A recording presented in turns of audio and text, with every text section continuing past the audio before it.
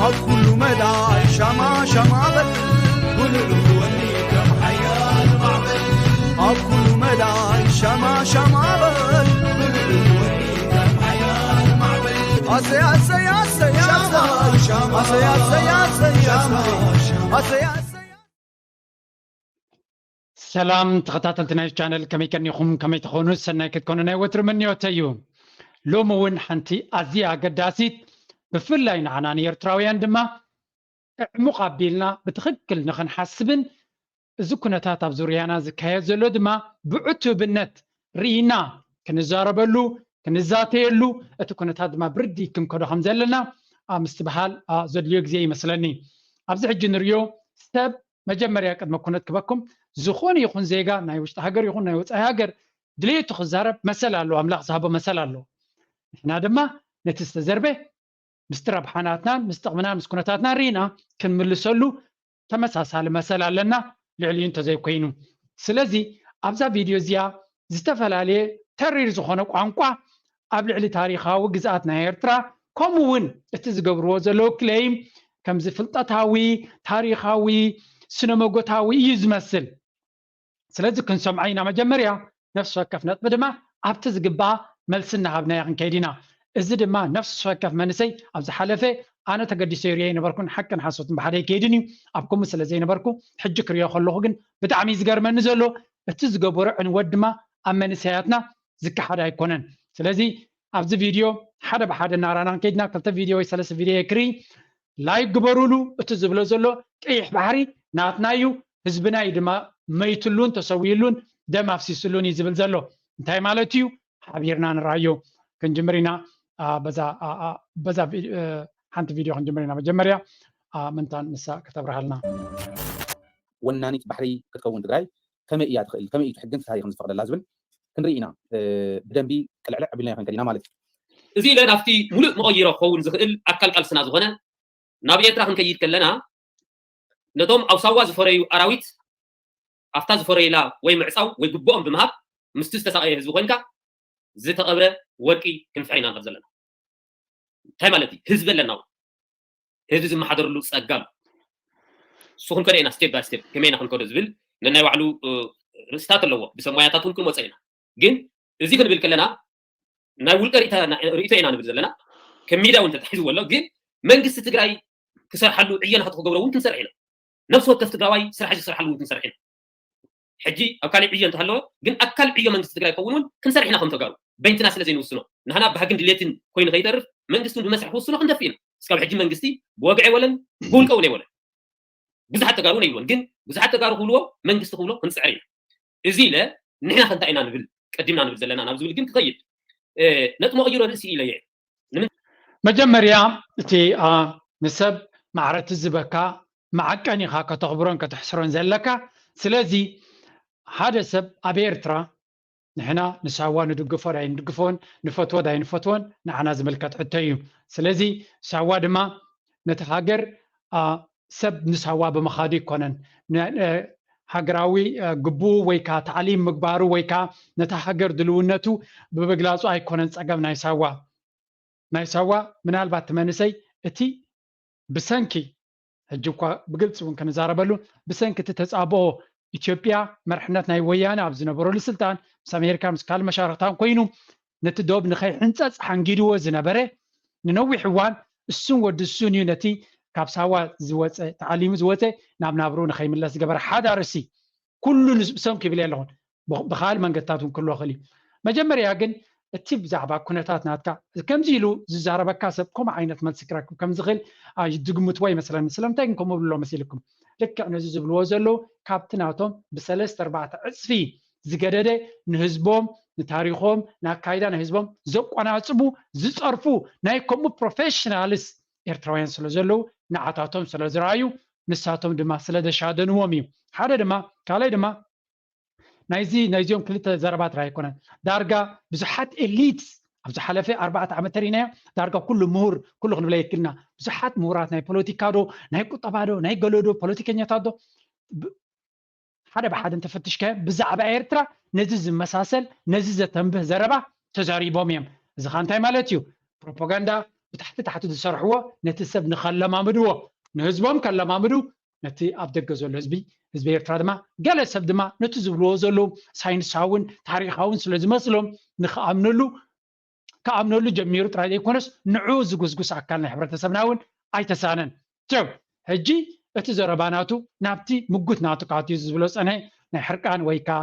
ኣይ ቲንክ ነቲ ንምቁንፃብ ካብቲ ናይቲ ሚድያ ናይ ኤርትራ እዚ ብፍላይ ኣበላይ ፍትሒ ዘሎ ሚድያ ኩሉ እቲ ቻነላት ናይ ዩቱብ ታሪኻዊ እቶም ዓበይቲ ቻነላት ዝበሃሉ ነዚ ዝብሎ ዝነበረ ንዑ ዝመስል ወይ ከዓ ዝብርትዕ ቋንቋ ዝጥቀሙ እምበር ንከምዚኦም ዝበሉ ሰባት ብትክክል ክምልሱ ዓቕሚ ዘለዎም ወይ ከዓ ድሌት ዓቕሚ እኳ ኣለዎም እዩ ድሌትን ድልውነትን ዘለዎም ግን ኣይመስለንን ንቐፅል ሕጂ እንታይ ከምኡ ኮይኑ ባሕሪ ኤርትራ ዝብል ስያመ ተዋሂቡ ኣሎ ማዕዚ ባሕሪ ኤርትራ ስያመ ተዋሂቡ እምበር ኣምሓሩ ባሕርና ይብሉ ኣለዉ ሽዋውያን ማለት እዩ ባሕርና ይብሉ ኣብ ኤርትራ ተኣኻኺቡ ዘሎ ካብ ግዳም ዝመፀ ወድታ መሬት ዘይሽሙ ሒዙ ባሕሪ ኤርትራ ይብሉ ባሕሪ ኤርትራ ኣይኮነን ምድረ ባሕሪ ኣምሓሩ ኤርትራ ባሕርና ብምባሎም ፅሉላት ምዃኖም ወይ ከዓ ስስዐ ምዃኑ ናይ ካልእ ከቋምቱ ነታ ናቶም ዓዲ ክስእኑ ከም ዝኽእሉ መሊስና ሎሚ ናብቲ ዝነበረሉ ኣነ ኣትሊስት መሊሰ ነይረ ልክዕ እስኻ ድማ ካብኣቶም ዘይስንፍ ተዘይበፅሐ ንስኻትኩም ከዓ ብተደጋጋሚ ነቶም ኣብቲ ዓዲ ዘለዉ ካብ ጓና ዝመፀ ካብ ደገ ዝመፀ እቲ ድፍረት ናይ ቋንቋኦም ካብ ምንታይ ዝመፅእ ኣይርዳእንን ያነ ምክንያቱ ወላ ብኤርትራ ሽርክነት ክትጥቀም ትኮይንካ እውን እኮ ንሰብ ንጎረቤትካ ንጥቃኻ ዘሎ ህዝቢ ብፍላይ ድማ ዋንነት ናይቲ ባሕሪ ንዘለዎ ኣኽቢርካን ኣፍቲኻን ምሱ ዲፕሎማስያዊ ቋንቋ ብምጥቃም እምበር ብድዕን ትዕቢትን ምፍርራህን ብዝሓወሶ ክኸውን ኣይክእልኒ ሓርካ ኣገይ እዚ ኩነታት እዚ ምናልባት ኣብቲ ቅድሚ ዓመት ኩነታት ንኤርትራ ዝጎብጡ ዝመስሎም ዝነበረ ኮይኑ ይስማዓኒ እቲ ጌጋ ናቶም ድማ ብዩ ዘሎ ምክንያቱ ኣብ 98 ክሳብ 2000 ሽዑ ይሕይሉ ነይሮም ሽዑ ነይርዎ ማፅዋር ሽዑ ነይሩ ኩሉ እቲ ዝከኣል ዝነበረ ሽዑ ኸማን ኣይተኻልን ንዓሰብ ብኩሉ ዓቕምኻ ፈቲንካ ምስላት ኣቢካ ሕጂ ከመይ ገይሩ ክሰሊ ትኽእል ብሰላማዊ መንገዲ እቲ ህዝቢ ናይ ክልቲኡ ወገን ተፈቓቒሩ ተኸባቢሩ ክሰርሕን ክነግድን ከም ዝኽእል ኩሉ እቲ ህዝቢ ዝፈልጠ እዩ እዚ ዝጥቀምሉ ዘለዉ እቶም ኢሊት ክበሃሉ ከለዉ ምሁራት ኣካላት ናይቲ ሕብረተሰብ እዮም ስለዚ ካብቶም ህዝቢ ንላዕሊ ሓደገኛታት እቶም ምሁራት እዮም ዝበሃሉ እቶም ምሁራት ከምዚ ይብሉ እንተለዉ ተራ ሰብ ልዕሊኦም ከምኡ ክሓስብ ኢኻ ትፅበ ምክንያቱ እቶም ምሁራት ስለ ዝምህርዎ ንቐፅል ዳትስዋይ ድማ ግብረ መልሲ ክንበል ንሕና ድማ ንመንሳያትና ንህዝብና ዝኣክል ዲፈንስ ወይ ከዓ ምክልኻል ክንገብር ወይ ድማ ባሕሪ ነጋሽ ዘየምቲ ናይ ክልቲኡ እውን ባሕሪ ነጋሽ ኣደሊስ ዝወደባ ኢሎም እዮም ዝደርፍሉ ነቲ ህዝብና እዚ ስሙይ ኣርቲስት ነፍሲሄር እንታይ ኢሉ ሎም ኣነ እውን ሓንቲ ንእሽተይ ኣነ ባሕሪ ነጋሽ ኣደሊስ ዝወደባ እንድሕር ኢሎማ እወ ባሕሪ ነጋሽ ስም ናይ ኤርትራ ኣብ ገለ ክፋል ናይ ታሪክ ነይሩ ኣደሊስካ ናይ ኤርትራ እዩ ስለዚ ትክክል ዘይሞም ኣለዉ ኣበናይ ክፋል ምስ ትግራይ ዝተሓሓዘ እዚ ጉዳይ እዚ ንቐፅል ማለት ጠላሚ ዘይሹማ ዝህባ ባሕሪ ነጋሽ ኣደሊስ ዝወደባ ጠላሚ ዘይሹማ ዝህባ ኢሉ ነዚ ህዝቢ ዝነብረሉ ባሕሪ ነጋሽ ዘይምሉ እሱ ኢሉ ካብ ዘይረ ኣይኮነ እንተ ዘይማመፅ ቅድሚ 40 ዓመት ቅድሚ 45 ዓመት ቅድሚ 50 ዓመት ዝተባሃለ እዩ ካብ ዘይረ ተበጊሱ ኣይኮነ ስለዚ ባሕሪ ነጋሽ እዩ ምድረ ባሕሪ ምድረን ባሕርን ናይቱ ዝነብር ህዝቢ ኣበይ እዚ ኣብ ትግራይ ዘለን ኣብ ኤርትራ ዘለን ዝመፀ ኩሉ ይኽእል እዩ first of all ባሕርን ምድርን ናይ መን ናይቲ ኣብ ጥቅኡ ዘሎ ወይ ኣብኡ ዘሎ ስለምንታይ ተቀዳዲምኩም ናብ ትግራይ ትኸዱ ምክንያቱ ኣትሊስት ድሓን እቲ ናይ ታሪክ ናይ 2000 ታሪክ ኣብኡ ይማገተኩም እኒአ ምክንያቱ መን ኣብኡ ይቕመጥ ነይሩ ንስኻ ንባዕልካ ዴነ ምግባር የድልየካ ኣነ ንባዕለይ ዴነ ምግባር የድልየኒ ምክንያቱ ቅድሚ 2000 ዝነበረ ወላ ህዝቢ ብዚ ነይሩ ተበልካ ንስኻ ብትክክል ነቲ ህዝቢ ካብኡ ተወኪልካ ዲኻ ናይ ዴነ መርመራ ክትገብር ኣለካ ንሱ ንግደፎ እሞ ዝሓለፈ 100 ዓመት ዝበዝሕ ሃገራት ኣፍሪካ ናይ ዓለም ንግደፎ ኢቭን ናይ ኤውሮፓ ዝበዝሕ ሃገራት ናይ ኣፍሪካ እዚ ሕጂ ዘለዎን ካርታ ግዛእታዊ ካርታ ድሕሪ ናይ በርሊን ስምምዕ ናይ ኤውሮፓውያን ስክራምብል ኦፍ ኣፍሪካ ዝበሃል ድሕሪኡ ዝመፀ እዩ ስለዚ ዝሓለፈ 100 ዓመት ብውሕዱ እዚ ሕጂ ዘለዎ ኤርትራ ናይ ኤርትራ እዩ ስለዚ እቲ ትዛረብዎ ዘለኹም መሊሱ ዕንወት ዘምልፅእ ዳ እምበር ፍቅርን ስኒትን ብሓደ ዘስርሕን ዘንብርን ኣይኮነን ዋዕድሓን መፅቃይ ንሓነይ ትምፃእ ዝብል ኣንደበት የለን ኣብዚ ህዝቢ እንትኾነ ግን ሓሳብ መፂኡ ቀይሕ ባሕሪ ተባሂሉ ባሕሪ ኤርትራ ተባሂሉ ናይ ግዝኣት ስራሕቲ ምስ መፁ ንሱ እውን ክኢልና ይኽነብር ፈቲና እዩ ነዚ ዘየኽእሉ ኩነታት ግን ይፍጠር ኣለዉ ነዚ ባሕሪ እዚ ባሕሪ ነጋሽ ኪንግደም ኣክሱም ነዚ ኣብ ኤርትራ ዘሎ ህዝብን ኣብ ትግራይ ዘሎ ህዝብን طرنيفو بحسب وحسنته زحلولو بحري هافتو مصايقو زصبقلو بحري مسمولو افريقيا كمون عرب هاجرات مس انديان زرخولو زنبر بحري ስለዚህ ሚዛን ፀላእት እንደሐለው ካልኣይ ድማ ኣነ ግርም ዝብለና ኣብዚያ ጉዳይ እዚኣ ኩላትኩም ኣስተውዒልኩም ልትህልው ኢኹም እዚኦም ናይ ትግራይ ኤሊት እቲ ባሕሪ ናይ ኤርትራ ንዓታቶም ትግራይ ምስ ኤርትራ ጥራይ ዝጥቀምሉ ከም ዝነበሩ እዮም ዝዛረቡ ዘለው እቶም ኦሮሞ ከበይን ባሕሪ ይግልገሉ ነይሮም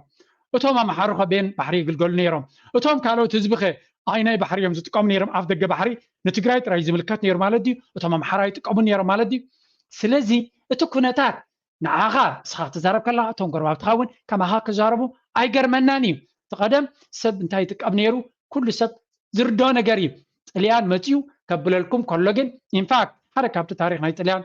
ኣብዚ ናይ ዓድዋ ድልድል ገለ ኢሎም ከብዕሉ ከለዉ ዝዛረብዎ ነገር እንተሎ እንታይ ኣሎ መስለኩም ንኤርትራውያን ኣብኡ ምስ ጥልያን ምስ መፁ ኣቢልናዮም ይብሉ ኤርትራውያን ምስ ጥልያን ኮይኖም መፅዮም ኣብቲ ውግእ ነቶም ጥልያናውያን ምሩኻት ሰዲዶሞም ይበሃል ኣርዶም እንተጋግየን ተለኹም ነቶም ኤርትራውያን ግን እግሮምን ኢዶምን ድዮም ገለ ቆሪፆም ሰዲዶሞም ይበሃል ስለምንታይ ነቶም ኤርትራውያን ፈልዮም ኢዶምን እግሮም ቆሪፆሞም ምክንያቱ እቲ ሒዝዎም ዝመፀ ንዖም ደፊኡ ዝመፀ ጥልያን ነይሩ ኤርትራውያን ኣይኮኑን እስ ጥልያን ንግዝኣቱ ንምስፍሕፋሕ እዩ ንኤርትራውያን ኣሳክር ገይሩ ብሓይሊ ኣስገዲዱ ይወስዶም ነይሩ እምበር ኤርትራ ንጉስ ናቶም ሒዞም ኣይኮኖም መፅዮሞም ስለዚ ስለምንታይ ነቶም ቀንዲ ገዛእቲ ብናፃ ሰዲዶም ነቶም ኤርትራውያን ቆሪፆም ኣሰንኪሎም መሊሶሞም እዚ ንባዕሉ እኹል መረጋገፂ እዩ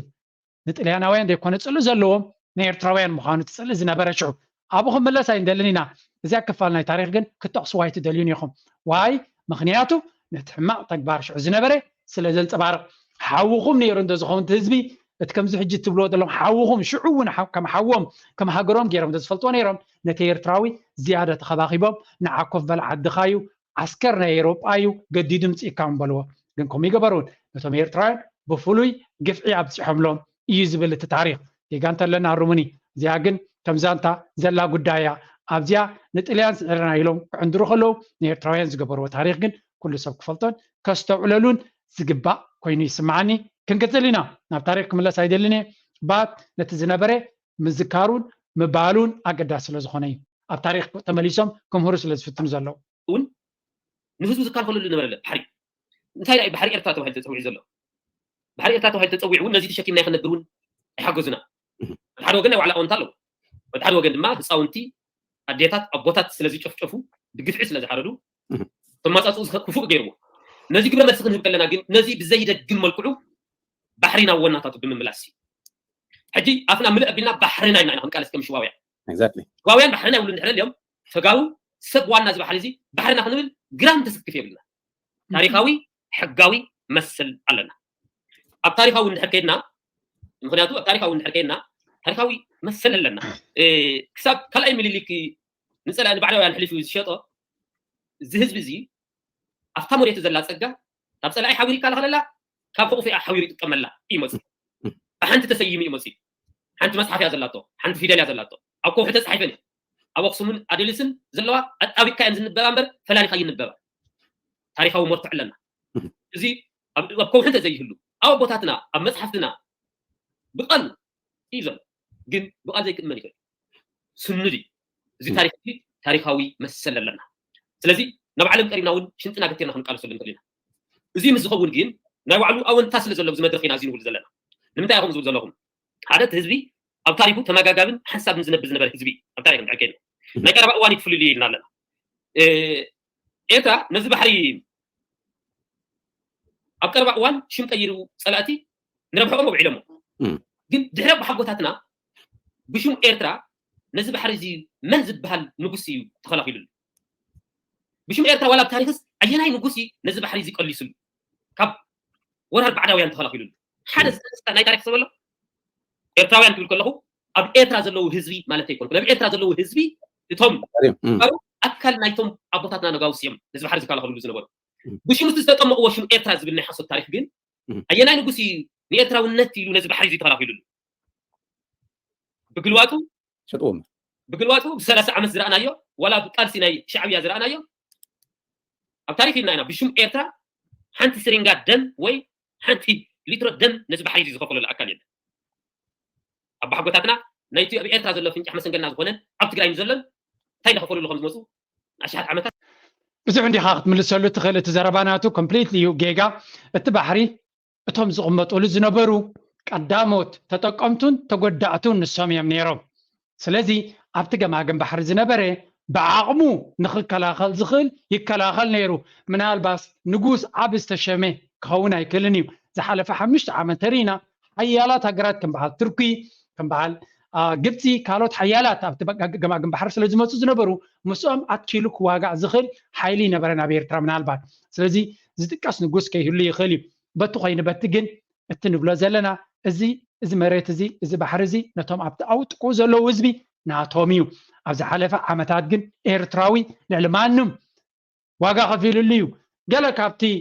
ዋጋ ከም ዝኸፈልሉ እቶም ዋጋ ዝኸፈልሉ ክዝይምሉ ከለዉ ክትሰምዕ ምናልባት ክትሰምዑ ከም ካልኦት እውን قطان قبيس قالت وقطان قبيس قالت أسيليني بمان كفو ودام حير وكفو على الحالين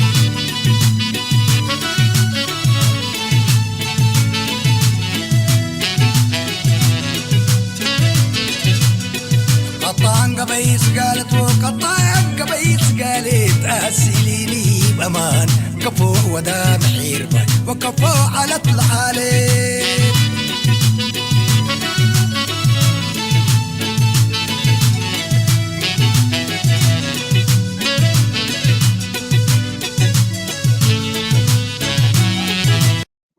ስለዚህ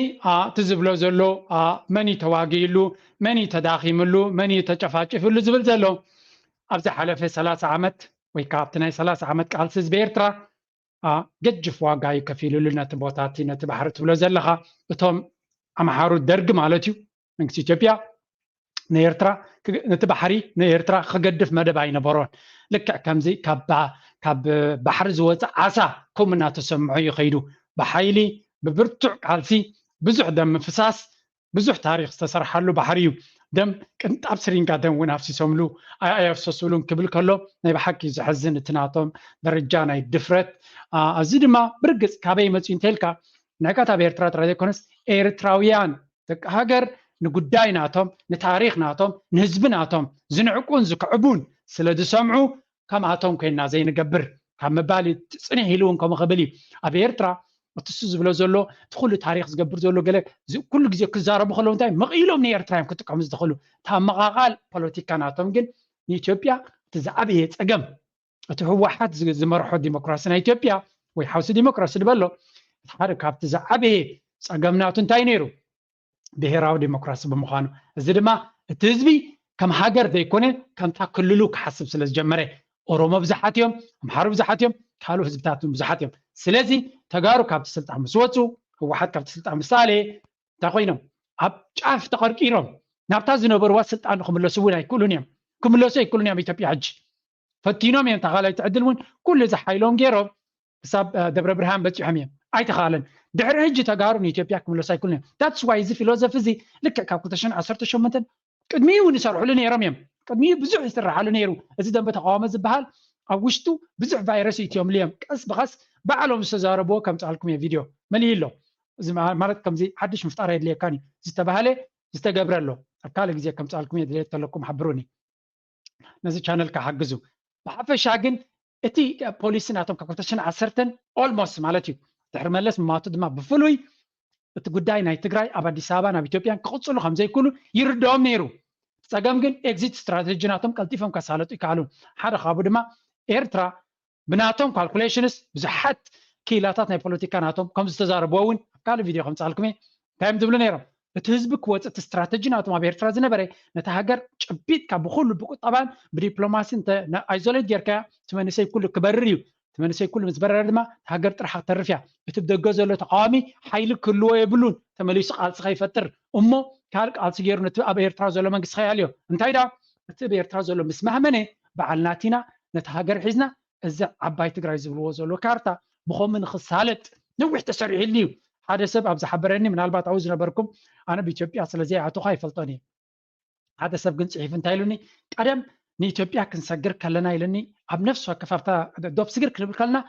مننتنا ኤርትራ ወሲዶም የጥፍዎ ዝበስ حسب በኢትዮጵያ ዝመፀ መንነትና ኤርትራ ናቱ ተወሲዱ ተመንጢሉ እዩ ይብል so you know this ካልእ ድማ ኣብ ገለ ክፋል ናይዚ ሰላም ምስኮነ ኤርትራውያን መንነት ኣብ ክወሃቡ ይከኣል ነይሩ ገለ ዝብሉ ወሬ እውን ሰሚዐ ነይረ ነዚ ትፈልጥዎ ተለኹም ቨሪፋይ ግበሩልና እዚ እንታይ ማለት እዩ ነቲ ናይ ኤርትራ አይደንቲቲ ንምድምሳስ ዝግበር ዝነበረ ዝተፈላለዩ ሓበሬታታት ኣሎ ሓደ ሓያለ ድምፅታት ናብቲ ሽዑ ዝነበረ ኮንፈረንሳትን ወዓላታትን ናይ ህወሓት ዝሳተፉ ዝነበሩ ኤርትራውያን ዘውፅዎ ሓበሬታታት ኣሎ ብዝቐረባ ግዜ ምናልባት ሪያ ከም ፃልኩም ኣብ ገለ ግን ሰሚዐ ኣለኹ 100% ሹር ክሳብ ዝኸውን ግን ናብዚ ከቕርቦ ስለ ዘይደለኹ እዩ so እቲ ዝግበር ዘሎ እቲ ዝረብ ዘሎ ኩሉ ዝተፈተነ ነይሩ ግን it didn't work ምክንያቱ ስለምንታይ ዝተርሐን ህዝቢ ኤርትራ ነታ ዋላ ብኩሉ ሕንፍሽፍሽ እንተሎ ነታ ሃገር ዝኸፈሎ ዋጋ ኣይረስዖን ኣሎ maybe ድሕሪ 100 ዓመት ካልእ ኣርስቲ ክኸውን ይኽእል እዩ right now ግን ኣብዚ እዋን እዚ ዋላ ብርቱዕ ተቃዋሚ እንተለካ ዝበዝሕ ህዝቢ ኤርትራ ኣብ ኤርትራ ዝተኸፈለ ዋጋ ኣይረስዖን ኣቡ ሓዉ ኣኩ ሓቡ ኣሙ ሓትኑ እዮም ይተምሉ ድሕሪኡ ድማ መብዛሕትኡ እቲ መንእሰይ ኣብቲ ዝነበረ ናይ 2000 ዝነበረ ውግእ ድማ ተሳቲፉ ወይ ብቐረባ ዝዝክሮ ሓቂ እዩ ምናልባት ንኢትዮጵያ ካብ ብዙሕ ሃገራት ዝመፀ ህዝቢ ስለ ዝኾነ እቲ ውግእ ከይርድኦም ይኽእል እዩ ኤርትራውያን ግን እቲ ስምብራት ናይቲ ውግእን ዕግርግርን ፅቡቅ ገይሩ ዝበፅሐት ህዝቢ ምክንያቱ ውሑድ ህዝቢ ስለ ዝኾነ እቲ ዘጋጥም ፀገም ቀልጢፉ ንነፍሲ ወከፍ ስድራ ንነፍሲ ወከፍ መንእሰይ ስለ ዝትንክፎ እቲ ቃንዛ እዚ ትዛረብዎ ዘለኹም ንዓኻትኩም ተራ ዘረባ ክመስለኩም ይኽእል እዩ ንኤርትራውያን ግን ኣዝዩ ዘቕሕር እቲ ክፍጠር ዝግብኦ ወይ ክስራሓሉ ዝግብኦ ዝምድና የኣይ ሰላም ፈጠርቲ ኮይንኩም እዮም ካ ትዛረቡ እቲ ክግበር ዝግብኦ ንሰላምን ንገለን በዚ ቃላት ናትኩም መሊስኩም ነቲ ሰብ ኣብ ቅርሕንቲ ኣብ ባእሲ ኣብ ምትፍና ንኽነብር እምበር ብሓባር ተኸባቢሩ ከም ዝነብር ዝገብር ኣይኮነን ዝኳንኳ ተስዋይ ድማ ክምልሰሉ ዝግደድ ዘሎ ኻነ እውን ስለዚ እቲ ሓንቲ ክርዳኣኩም ናይ ኤርትራ ህዝቢ እኳ ኣይትፈልጥዎን እንዲኹም በቲ ዘረባኹም ወይ ኣይትፈልጥዎን ኢኹም ኣይትፈልጥዎን እዮም ክብለኩም ኣይደልኒ ውራይልኩም ተበላሽኹም ዘለኹም ግን ይርዳእኒ ኣብ ኤርትራ 9 ብሄራት እዩ ዘሎ ከምቲ ንስኹም እቲ ሓደ ክፋል ወሲድኩም ጥቃኹም ስለ ዝኾነ ንዑ ተፀባብቑ ዘለኹም ኣብ ደቡብ ናይ ኤርትራ ምስ ሱዳን ርክብ ኣለዎ ካብ ቃሮራ ጀሚሩ ክሳብ ኦም ሓጀር ዓብይ ዶብ እቲ ህዝቢ ድማ ምስ ናይ ሱዳን ህዝቢ ሃይማኖቱ ሓደ ቋንቋው ባህሉ ሓደ ቋንቋውን ተመሳሳልነት ዘለዎ ህዝቢ እዩ እዚ ህዝቢ እዚ ሓደ ሃገርና ኢሉ ቃልሳ ይጀምረን ኣሎ ወይ እቲ ብሱዳን ዘሎ ሓደ ህዝብና ዝብል የለን ክሳብ ሕጂ እንተኢሉ እውን ዝቕበለ ኣካል የለን ካልእ እቲ ደቡባዊ ቀይ ባህር ናይ ኤርትራ ተሪኻ ዓፋር እዮም ኣብኡ ዝቕመጡ እዞም ዓፋር እዚኣቶም ኣብ ኢትዮጵያ ዓፋር ዝበሃሉ ኣለዉ እዚኣቶም ከምቲ ናትኩም ሎጂክ ተጠቂሞም እቲ ባሕሪ ጥቁሶም እዮም ዝቕመጡ ዘለዉ እቲ ባሕሪ ጥቁሶም እዮም ዝቕመጡ ዘለዉ እሳቶም ግን ከም ዝብል ኣርጊመንት ወይ ከዓ ስነ መጎት ወይ ከዓ ፖለቲካዊ ኣጀንዳ ከሳልጡ ኣይሰማዕናዮም ስለዚ you better respect yourself ነቶም ካልኦት ጎረባብትኩም ድማ ክብሪ እንተሂብኩም ፅቡቅ ዝኾነ ክብሪ ዘለዎ ሂወት ክህልዎ ይኽእል እቲ ሕብረተሰብ እንተዘየለ ዘይተደልየ ፀሊ እዩ ዝፍጠር ዘሎ ታሪክ ሰኒድ ንሰብ ታሪክ ምውቃስ ይከኣል ታሪክ ኣይምዕርግ ኩሉ እዮም ተሰኒድ ኣጣሚሞም ፅሒፎሞ ምናልባት ላብረሪ ናይ ኤርትራ ቃፂሎም ክኾን ይኽእል እዮም ነቲ ታሪክ ከጥፉ ከም ታሪካውያን ፀላእቲ እውን ዋላ ይስረቅዎት መፅሓፍ ከምቲ ዓንተ ወይ ዝበልካዮ ኣብ ከውሒ ዝተሰነደ ሰነድ እኒሄ እኮ ክንድኡ ዝኣክል ምርሓቅ እውን ኣይቀድልዩ ኣብ ትግራይ ከውሒ ኣብ ባዕሎም በዓል መጠራ ኩሉ ኣብ ኣዴሊስ እውን ኣብ ከውሒ ኣለየ ዋላ እታ ምድረ ገዓዝያን ካብ ከውሒ እውን ከም ዳንኤል ክብረት እንትቐበርዎ ምዕራባውያን ኣውሮፓውያን ሰሪቆም ወሲዶም ኣብ ናይ ጀርመን ላብረሪ መፅሓፍ ከርክብዎ ዘይኹን ታሪክ ኣይምሕር ታሪካዊ ሕቂ መሰለ ኣለና ክንብል ከለና ኣብ ዓለም እውን ተሰኒዱ ዝተቐመጠ እዩ ብኢንዲፐንደንት ተፃሒፉ ብካልኦት እውን ተፃሒፉ ንሕና እውን ንዓና ክንቅረና ኢልና ኮና ፅሒፍና ብካልኦት እውን ተፃሒፉ ግን ከውሕታት ትግራይ ግን እንታይ እዩ ከዝብል እቲ ታሪክ ሕራይ ተሰኒዱስ ኣሎ ትብል ኣለኹም ነዚኦም ሕጂ ኣብ ትግራይ ክልል ትግራይ ዘለኹም እቲ ባሕሪ ናትኩም እዩ ነይሩ ዲ ዝብል እቲ ታሪክ ዩቤራ ክዛረቡ ከለዉ እውን ምሁራት ኢና ንብሉ ግን እቲ ኤቪደንስ ተዘቕርቡ ኣሎ ኩሎም እዮም ኣሎ ዝብሉ ግን ዘቕርብ ግን ኣይትርን ኢኻ ኣብ ዝሓለፈ ከም ዝረኣናዮ ግን ክሳብ ዝኾነ ይኹን ሂስቶሪካል ኣካውንት ወይ ታሪካዊ እዚ ሕጂ ትግራይ ዝበሃል ዘሎ ናይ ኤርትራ ናቱ ከም ዝነበረት ወይ ኤርትራ ምስ ሓደ ከም ዝነበረት ዝገልፅ ታሪክ ክሳብ ሕጂ ኣይረኣናን ኣለና ተለኩም ኣቕርቡ we are open to see ታሪክ እውን ሰኒዶም ይርከቡ ስለዚ ሕጋዊ መሰለለቲ ታሪካዊ መሰለ ኣለና ክንብል ከለና እቲ ኩሉ ታሪክ ኣብ ግምት ብምእታው እቲ ስኑድ መፍትዕታት ብምቕራብ ነዚ ታሪክ እዚ ሒዝካ ምስ መን ኢኻ ትላዘብ ስግደፍ ኣይኮንካ ስግደፍ ብልሕን ኣፈሙዝን ሒዙ እንታይ ይገብር ከም ዘሎ ርኢና ኢና ንመን እንታይ ከም ዝገበረ እውን ፈሊጥና ብኤርትራ ስለዚ ናፍቲ እዚ ህግደፍ ንሱ ዝመርሖ ሓይልን ሓንቲ ስሪንጋ ደመ ይከፈለላን ኢለ ብሽም ኤርትራ ነዚ ባሕሪ ዘይምክልካ بقول وقت جن أبتقرأ زينكر الفرط نحطينا معوج عترة مالتي بوزا أكل دماتة بحد قشت ستيلن أفسيسلن هاي جاي عربيان معرب تي عربيان زوم معرب زوم عرب هجرات سلعت تقرأ يزخونوا تاريخ تقرأ يزخونوا أكاري تبحري تبوردر تدوب دم تقارو بحد قشت زينكر أفسيس نتبحر نحل لو جن سينجا كفول نحب حقوقاتنا بقيت أبو أندرجي شبابيان إيرترا مريتان بالحزب يدلنا نقول سلسلة نورو أفتاد من ساون أبوتاتنا له أديتاتنا له أفتاد نحباتنا درجون حبينا نفسنا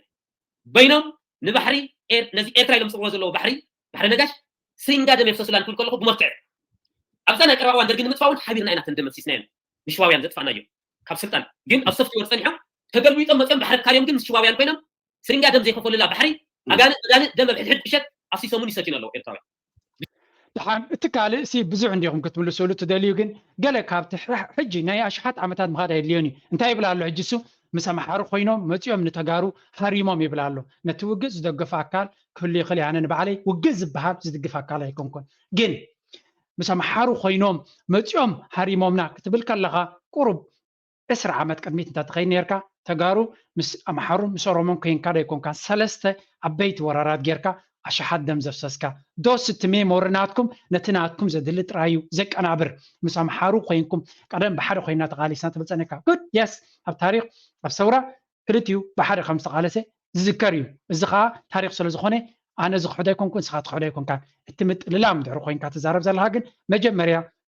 هو حتى مرحز نبرت نيتوبيا مرحنت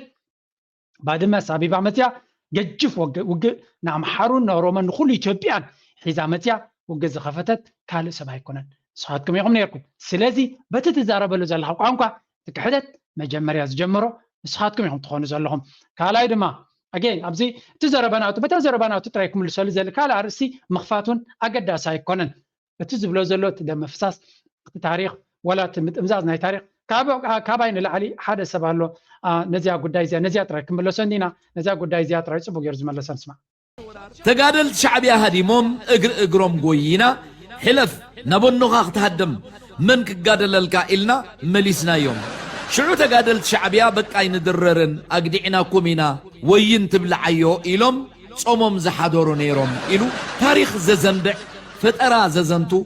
من البا الشعبيا ناتو تخصو حرام بزلحن زنبر زخون أبددب ميديا متيو كم زيلو تقوي واي تاريخ زنبب كوميديان أسمرا مروت إلى مغنى هرمينا إلو بتنكحت زفكر بوليتيكانيا أسمرا انت زي آتي إلو زيت إلا الدرافاي كابي زموتي مثلنا بقات أمس تصرحي كونن كابتي أسرع عمتكم قبوز صنحناي تاريخ عشش زمن شوي سلازا أنا تاريخين خيط امزز عقب مبالي آبائي تجيغا أزيو كتصحف كنبب كحتتن كنقرنز قبرني بتزواواريخن بقطتها ولك أوز الأسبية باللين أنا بصورنا يتقاوم خوينا يفلتني بوليتيكانيا يكون كونيا أرتيستي نتلوم كله على اللي وزلو جناي سرعة دك حيمون كتسلقن زيجنتها وجبئين مرج عيني ودمن زودق الله هجريو ودمن بمقششن بقلولاو مننتن كلاوطا إلى كحتى تمثلي نمنتاي دقايتي نمثلي زك على الزبل مثلي مقفاف مسلوز مصلو إرترا أوشتن قدامن سلاما زبوغو نبراخ قيرو عد زرحقو وانتا تالوا نوحات جزي خيسل كيوم دفع السفر وانتا تالوا إرترا نحدا من النتو الشتاء لحتيت والكسب يخون محبر تأمامينا جمرتو قعزو هاللي فلتن مستاقوانا دما جزي قرم جيرو فلالي النال زمزحوكو حفاش هاللي وامي تمسترو في حيدتهم بعلوم كقالو عيوم حمام تعدان تقامراين كدعتن سخرانن تحابئين سلزي حبا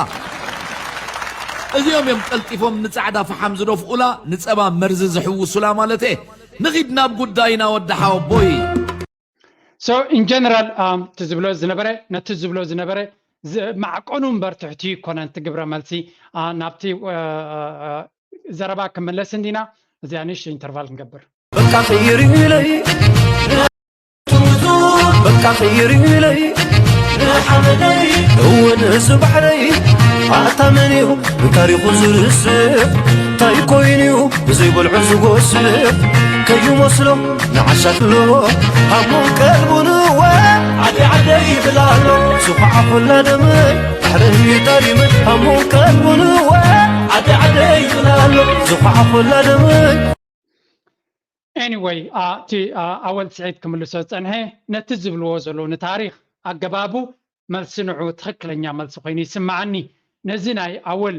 أول سعيد زبالو زربا كمزي نزي كم ناي سيت أنا وقانقوا غيروم قبر ملس زبو إيرتراين channelات سمعكم اللهم مش yes there are نتناي دبيت ميديا جن كندو أي سيت نوانيم شفاف فيلو ما يمزحلفو guess what exactly كم تزبلت أنا هي تعلامة نايرترا تاريخن نايرترا كبرتاتن نمتقع دامبر نتي نعوزة تقع كتتقع دلونات كم زي اللي زي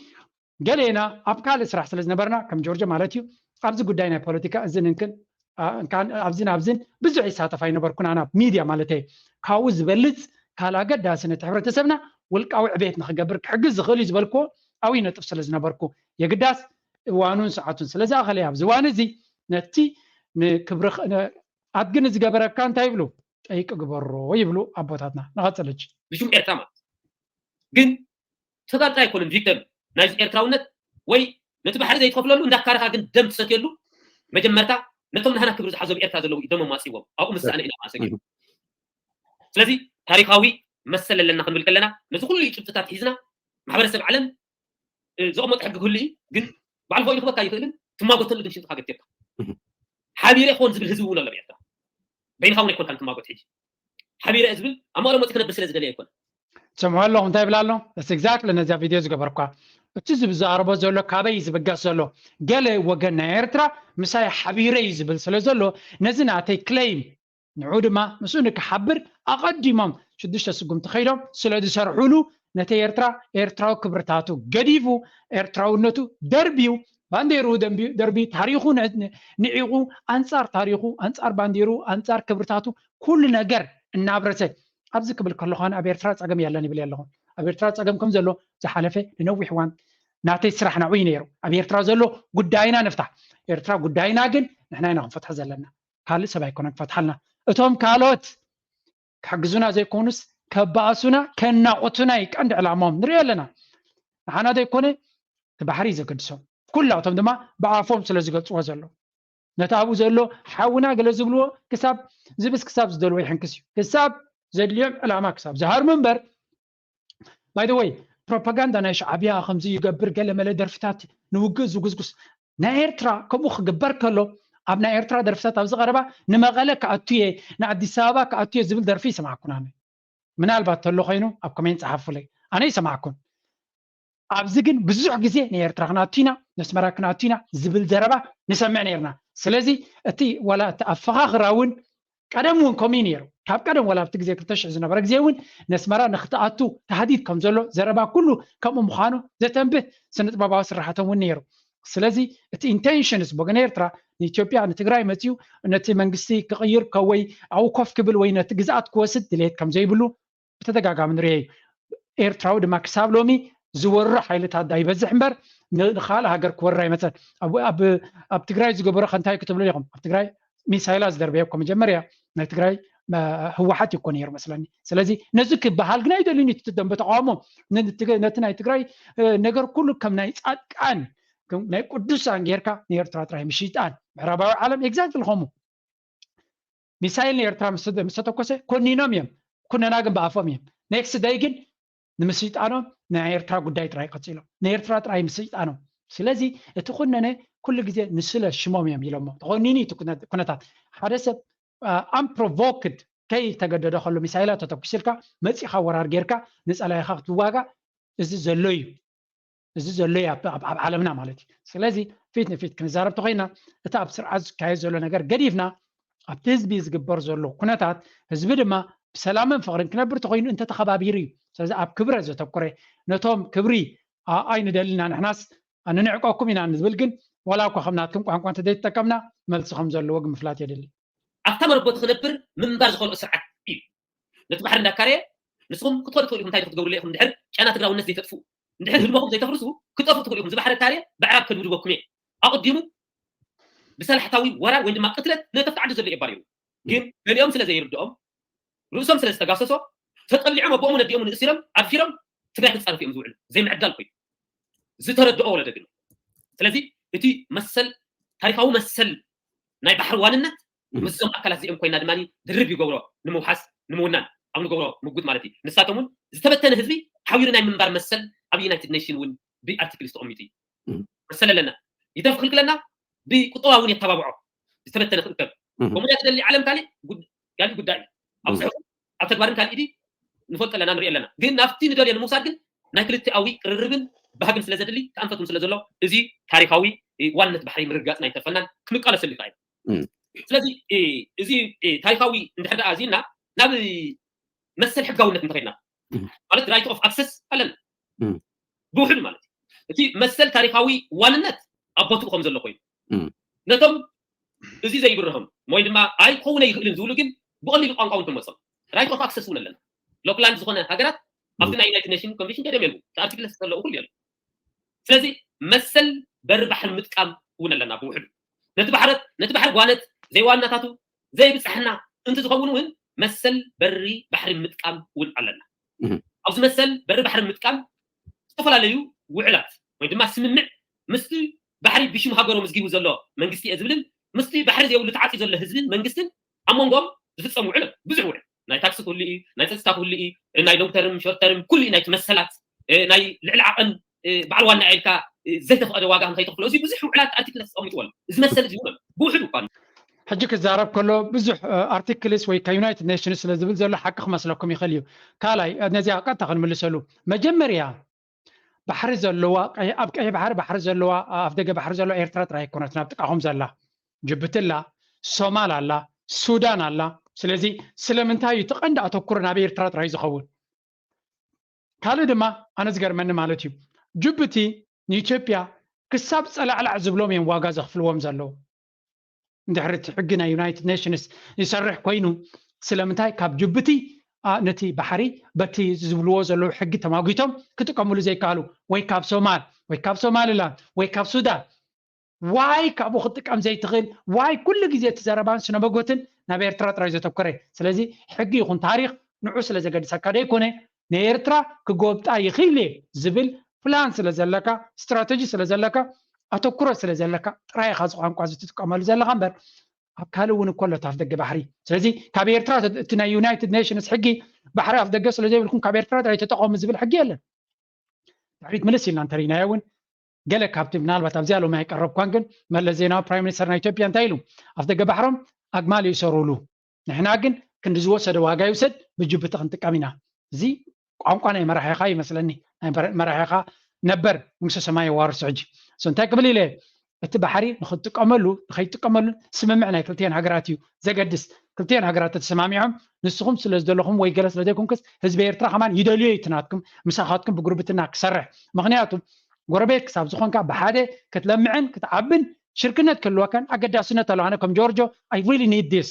እዚ ህዝቢ እዚ ተኸባቢሩ ተፈቃቂሩ ክነግድን ክሽክትን ደስ እዩ ዝብለኒ ኤርትራ ምስ ኢትዮጵያ ስትራቴጂክ ፓርትነርሽፕ ክትገብር ክትክእል ኣለዋ ኣገዳሲ እዚ ምን እዚ ክበሃል ከሎ ግን ድሌትካ ክትገብር ድሌትካ እናተዛረብካ ድሌትካ እናበዳዕካ ኣይኮነን ሕጊ ብዘለዎ ስርዓት ብዘለዎ የስ እቲ ባሕሪ ናይ ኤርትራ እዩ ኣየድልየካ ንጅቡቲ ክትከይድ ትኽእል ኢኻ ንሶማል ክትከይድ ትኽእል ኢኻ ንሱዳን ክትከይድ ትኽእል ኢኻ ንኤርትራ ኣገዲድካ ትእትወሉ ምክንያት ግን የብልካ ዝከኣል ነይሩ እንተዝኸውን ጅቡቲ ልዕሊ ዓቐን ክሳብ 30% ናይ ጂዲፒ እዩ ገለመለ ንኢትዮጵያ ሕቋኣ ዝሰብር ዓይነት ገንዘብ ተኽፍላላ ኣብቲ ወደብ ስለምንታይ እቲ ሕጊ ናይ ዩኤን ኣብ ጅቡቲ ክሰርሕ ዘይከኣለ ስለዘይከውን ሃገራት ልውላውነት ስለ ዘለዎን ኣብ ባሕረን ድሌተን ክገብራ ይኽእላ እወ ኣይትጥቀምሉን ኢኹም ኢሎም ክዓፅዋ ኣይግባአን ጌጋ እዩ እዚ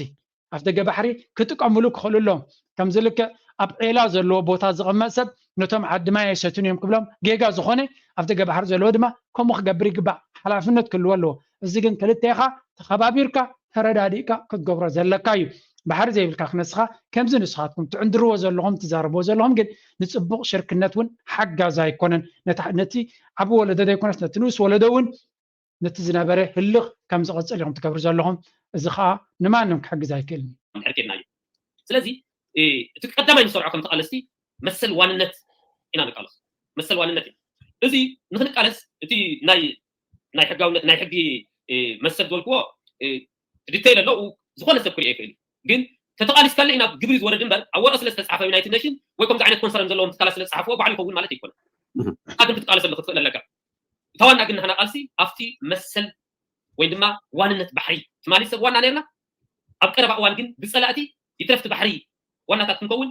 ንህይወትና ዋና ከይንኸውን ኣብ ትሕቲ መሬት ከስፍሩና ኣብ መሬት ከይንነብር ኣብ ገለ ከጥፍኡና ዝሙነይ ሓይልታት ዝፈጠርዎ እንታይ እናገበርና ከም ዝመፀር ኢና ኢና ግን እዚ ኩሉ ንብሎ ዘለና ተኽእሎታት ኣሎ ዶ ኢሉ ዝሓትት ሰብ ክህሉ ተኽእሎታት ከሎ ድዩ እዚ ባህጊ ክኸውን ይኽእል ታሪክ እውን ክድግፎ ይኽእል እዩ ትብሎ ዘለካ ታሪክ ነንብቦ ኣለና ሓቂ እቲ ታሪክ ትብሎ ዘለካ እዚ ወለዶ ተኽእሎ ኣለድዩ ነዚ ጉዳይ እዚ ከምፅኦ ናይ ዓለም መድረክ ይፈቅዶ ድዩ እቲ ናይ ምስታ ናይ ወለዶ እናሃለካ ጉዳይ ኤርትራ ናይ ኤርትራውያን እዩ ኣይንሪኦን ዝብል ሕዚ ምናልባሽ ተማሂርና ኣለና ብዘይቀል ዓለም በለ ኢሳያስ ምክንያቱ ተኽእሎ ኣሎ ድዩ ዝብል ካብ ኤርትራ ጥራይ ወይ ካብ ደገ ተዓዛቢ ጥራይ ኣይኮነን ካብ ትግራይ ተለ ተኽእሎ ኣሎ ድዩ የለን ዝብል እውን ኣሎ ስለዚ ተኽእሎ ኣሎ ዶ ዝብል እወ ይትመልስና ነዚ ጉዳይ ዝንቃለሶ ዘሎ ዘለና ንምንታይ ኢና ወለ ሓደ ዝናበብ ወለዶ ተፈቂሩ ኣሎ ኣብ ክልቲኡ እዋ ብርድኢትን ብህድኣትን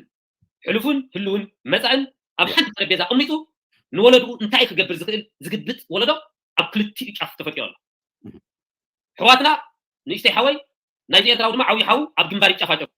ንሕና ድማ ኣብ ሚድያ ንላዘብ ንውዕል ንሓድር ኣለና እዚዩ ናይዚ ወለዶ ናይቶም ናይ ፖለቲካ ዝኸሰሩ ሓንቲ መፅሓፍ ንሰመው ዘይቕየሩ ዝደረቑ ርእሶም ንዓቶም ዝቕይሩ ወለዶ ተፈቂሩ ኣሎ ስለዚ ተኽእሎ ኣሎ ዶ ንብሎ ዘለና ሓድሽ ወለዶ ምንባብ ጀሚሩ ኣሎ ስለዚ እዚ ተኽእሎ ኣሎ የብለና ሓደ ካልኣይ ኣብ 30 ዓመት ብክልቲኡ ወገን ዝተምሃርናዮ ነገር ኣሎ ዝተምሃርናዮ ትምህርቲ እንታይ ብክፍኣት ብፀገም ብመከራ ትምህርቲ ተማሂርና ተፈላለዩና ክንነብር ከም ዘይንኽእል ንፀላእትና ዝተኸልዎ ዕሾ ማይ ነስቲ ከም ዘለና ተረዲእና ገሊኦም ኣብ ውሽጥና ኮይኖም ናይ ፀላእትና ዕሾ ዘጥጥዑ ሰባት ከም ዘለዉ እውን ተረዲእና ዕሾ ምዃኖም ንሳቶም ፈሊጥናዮም ኣለና ስለዚ ነዚ ጉዳይ እዚ ምልላይና እውን ተኽእሎ ኣሎ ነዚ ታሪካዊ መሰልና ንምውሓስ ንገብሮ ቃልሲ በይንና ደለይቲ ኮይንና ተነጢቕና ፀኒሕና ክንምልስ ኢና ንብል ዘለና ጥራይ ዘይኮናስ ብሓሳብ ከም ዝነጠቐ ዝዝረበሉ ግን ንሱ እውን ዝተነጠቐ ኣካል እዚ ባሕሪ ናይ ሓባር ብሕጋውነት መሰል ምጥቃም ኣለኩም ብታሪክ ሰብ ዋናኹም ብዝጥዕመና መልክዕ ንኺድ ዝብል ወለዶ ስለተፈጠረ ኣብ 30 ዓመት ድማ ስለዝተምሃርና እዚ ድማ ሓደ ተኽእሎ ይውስኸሉ የራጉዶ ሰሚዕኩም ኢኹም እቲ ኩነታት እቲ ዘረባ እዚ ኮንፊደንስ ናይ ዘረባ ብዛዕባ ልዕሊ ኤርትራ ኣሽሙር ዲኻ ክትብሎ ብድዒ ዲኻ ክትብሎ ፀርፊ ዲኻ ክትብሎ እዚ ዘረብዎ ዘለዉ ካበይ ከም ዝብገሱ ይነግሩ ኣለዉ እሱ ድማ እቲ ኣብ ዝሓለፈ ዓመታት ክረአ ፀንሐ ሕልፍ ዝበለ ተፀጋዕነትን ተንበርካኽነትን ናይ ገለ ኤርትራውያን ምስ ተጋሩ ሽርክነት ኣይብሎን ያኒ ሽርክነት ኣይነበረን እሳቶም እዮም ከፀባብቆ ደልዮም እምበር ወላ ሓንቲ ምስ ተጋሩ ዝገበርዎ ውዕል ንፈልጦ የብልና እቶም ተቃወምቲ ማለት ገለ ክፋል ናይ ተቃወመ ንኩሉ እውን ክትሕውስ ኣይትኽእልኒ ኢኻ ስለዚ ምስኣቶም ኣመና ክመፃደቑ ስለ ዝረኣይዎ ብኩሉ መዳይ ኣብ ከምዚ ዓይነት መደምደምታ በፂሖም እቲ ጌጋ ናቶም እቶም ንሳቶም ምሶም ዝራኸቡ ዝነበሩ ውሑድ ህዝቢ ዝበፅሕ ህዝቢ ከምኡ ዓይነት ኣረዳድኣን ከምኡ ዓይነት ኣካይዳን የብሉን ካልኣይ ካስ እቲ ናቶም ቤቲ ኣብ ደገ ዘሎ ካብቲ ሪያሊቲ ናይ ፊዚካል ናይቲ ዓዲ ኣዝዩ ርሒቑ ዘሎ እመገለ ክፋል እሞ ከዓ ኣኽራሪ ኣካይዳ ንዘለዎ ሒዝካ this is actually one of the worst decisions ነዚ መርሕነት ናይ ትግራይ ኣብ ኢትዮጵያ ከሎ ዝወሰዶ ስጉምቲ ንነፍሱ ካብ ኣምሓሩ ካብ ኦሮሞ ካብ ካልእ ህዝብታት ኣዝዩ ነፂልዋ ስለ ዝነበረ ካብ ሱዳን ካብ ዝኾነ ይኹን ሓገዝ ክረኽቡ ይከኣሉ ናብቲ ግዜ ሽግሮም ካብ ዝኾነ ይኹን ቻይና ንኣቢ ትሕግዝ ነይራ ኣሜሪካ ወይ ሓገዘትን ወይ ንኣቢ ሓጊዛ ኢማራት ንኣቢ ሓጊዞም ተርኪ ንኣቢ ሓጊዞም ሊትራሊ ኩሎም ቶም ሱፐር ፓወርስ ንኣቢ ይሕግዙ ነይሮም 26 ዓመት ኣብ ስልጣን ዝነበረ ግን ናይ ሕወሓት መርሕነት ነይሩ and this is why ምክንያቱ ኩሉ ግዜ እቲ ፖሊሲ ናትካ ንክልቲኡ ዘረብሕ ስለ ዘይኮነ ዝነበረ ኣብታ ገይም ከለዉ ንነፍሶም ጥራይ ስለ ዝሰርሑ ዝነበሩ ካብታ ገይም ምስ ወፁ ኩሉ ኣንፃሮም ኮይኑ ምስቲ ረብሓ ናይቲ ሃገር ምስቲ ናይ ኢትዮጵያ ደው ክብል ተራዩ ምስ ናይ ኤርትራ ደው ክብል ተራዩ እዚ ዝብልዎ ዘለዉ ኤግዛክት ሕጂ እውን ንእሽተይ ክፋል ናይ ሕብረተሰብና ንኩሉ ዘይውክል ንዑ ኣቕሪቦም ክንዲ ምንታይ ጌጋ ይፍፅሙ ኣለዉ ኣብ ዲፕሎማሲ ማለት እዩ ነቲ ዝበፅሕ ህዝቢ ንዝበፅሕ ህዝቢ ኤርትራ ዘቕሕር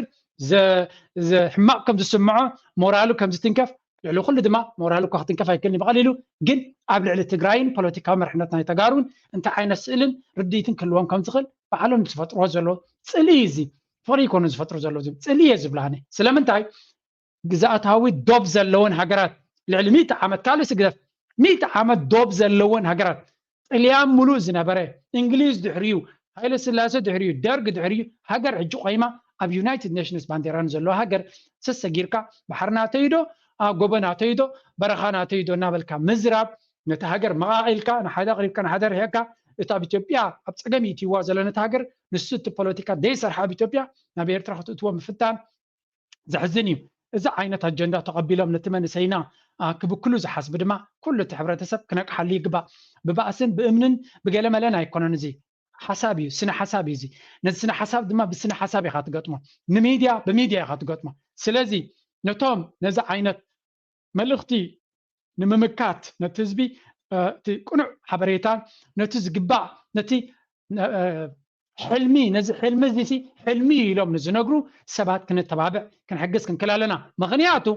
ززاربو زلو بزح اورجنايزد ناي ميديا حيل سلو زلو نساتهم سلو زبلوز نبرو كابهم تقبيلي زارب زلو نساتهم زي بلو وي نساتهم قص يراي واي كون زارب زلو تزبلوز نبر دما اب غزي حماق غزي صبوغ زمص مسيلون زبل وي سب دما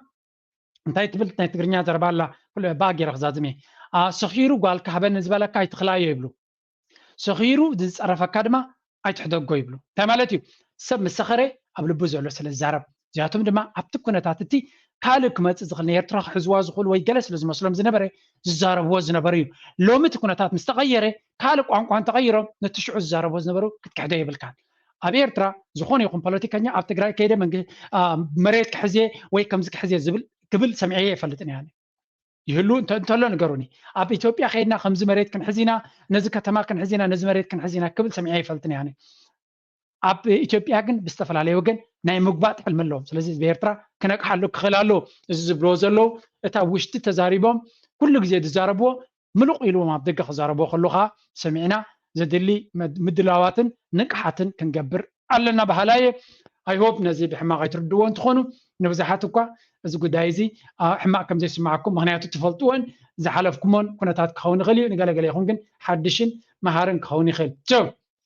ናይ ሎም ሃሳብ እዚ ክንውዲና please like and share and subscribe ናገበርኩም ነዚ ቻነል ሰፖርት ግበር ናበልኩ ናትኩም ሪቶ ናትኩም ሓሳባት ካብ ናተይ ዝፍለ ወይ ዘግደልኩ ወይ ዝተጋገኹ እንተሎ ኣብ ኮሜንት ሰክሽን ኣሪንኩም ጽሓፉ ካባኹም ዝመሃሩ ስለ ዘሎ ናበልኩ ናይ ሎም ሃሳብ እዚ ክንውዲና ኣብ ካልእ ክሳብ ንራኸብ ተጽብቑ ቻው ኣብዚ ምዕቡል ዓለም ተሰዲድና ንዘለና ኣገዳሲ ሓበሬታ ክበኩም እየ ቁፅሪ ሓደ ኤውሮጳ ይኹን ኣሜሪካ ካልኦት እውን ዘይግነት ናቶም ወይ ካብ ወረቓቕቲ ናቶም ዶኩመንት ናቶም ኣዝዩ ተደላይን ዘድምዕን ስለ ዝኾነ ንዑ ንኽንሕዝ ኩሉ ዝከኣለና ክንገብር ኣለና ክንጓየ ድማ ኣለና ቁፅሪ ክልተ ኣብዘን ሃገራት እዚኣተን ፍሉይ ዕድል ናይ ኢንቨስትመንት ናይ ስቶክ ማርኬት ናይ ክሪፕቶ ናይ ካልእ ብሕስር ዝበለ ብቕልል ዝበለ ኣብ ካልእ ክንረኽቦ ዘይንኽእል ዕድል ኣለና ስለዚ ፈሊጥና ተማሂርና ክንጥቀመሉ ክንጎይ ኣለና ቁፅሪ ሰለስተ ድማ እዚአን ሃገራት ኣዝዩ ብሉፅ ናይ ትምህርቲ ዕድላት ኣለወን ወረቐት ስለ ዘለና ነቲ ትምህርታዊ ዕድላት ክንጥቀመለን ፈትን እንተዘየለ ድማ ብዓይኒ ኢንተርኔት ጌርና ዘድልየና ፍልጠት ሒዝና ንመጻኢ ድልዋት ክንከውን ኣለና ነዚ ክሕግዝ ዝኽእል ፕሮግራማት ኣለና ኣትይኹም ተጠቐሙሉ ይብለኩም thank you very much